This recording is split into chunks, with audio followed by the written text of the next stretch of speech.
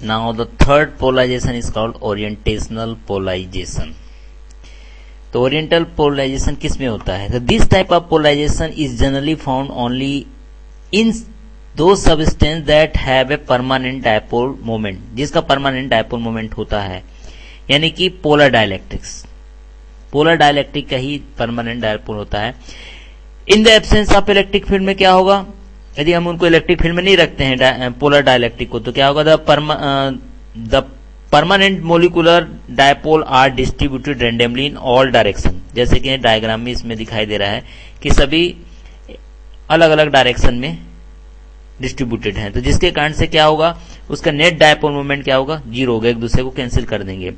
But in the same time यदि हम उनको इलेक्ट्रिक फील्ड में रखते हैं, एक्सटर्नल इलेक्ट्रिक फील्ड में, तो इंडिविजुअल डायपोल क्या है? एक्सपीरियंस करेगा एक टॉर्क, यानी उस पर एक बल्ब यानी कि उस पर एक्सपीरियंस करेगा वो जितने भी डायपोल हैं, तो which will tend to align themself along the direction of electric field. तो जितने भी मॉलिक्यूल्स हैं जैसे इलेक्ट्रिक फील्ड में रखेंगे तो वो अपने आप को इलेक्ट्रिक फील्ड के डायरेक्शन में लाने की कोशिश करते जाएंगे, और एक टाइम ऐसा होगा कि टोटल जितने भी डायपोल हैं वो इलेक्ट्रिक फील्ड के डायरेक्शन में हो जाते हैं।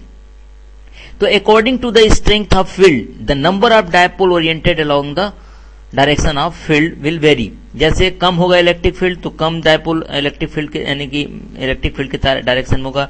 यदि फील्ड की इंटेंसिटी ज्यादा होगी तो मैक्सिमम डायपोल यानी जितने भी होंगे डायपोल वो इलेक्ट्रिक फील्ड के डायरेक्शन में हो जाएंगे।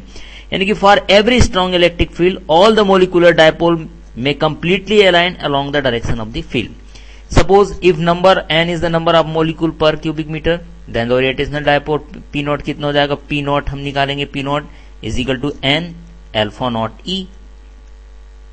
The oriental dipolarization is temperature and frequency dependence. This is the main point. This one is temperature and frequency dependent. क्योंकि हमने पहले लास्ट केस में हमने देखा था कि ionic polarization independent of temperature था, but this one is totally dependent on temperature and frequency. It take relatively longer time to align completely along the applied field.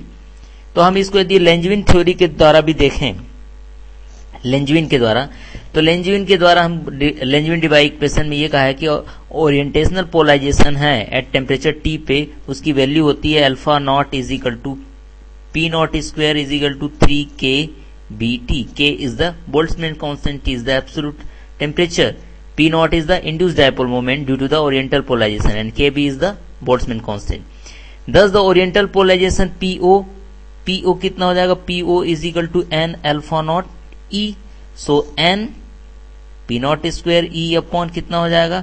3 K B T. तो this is the general formula for polarization. तो polarization oriental polarization उसी पे होगा जो कि polar dielectric होंगे, और in polar dielectric को यदि हम इलेक्ट्रिक फील्ड में नहीं रखते हैं तो उनके डायपोल रैंडमली डिस्ट्रीब्यूटेड होते हैं, तो एक दूसरे के डायपोल मोमेंट को कैंसिल कर देते, इसलिए नेट डायपोल मोमेंट कितना हो जाता है? जीरो हो जाता है। But at the same time when the polar dipole dielectric is placed in the external electric field, तो all the dipole are aligned themself in the electric field, so the net dipole moment, some net dipole moment exists. So this is the general process of orientational polarization.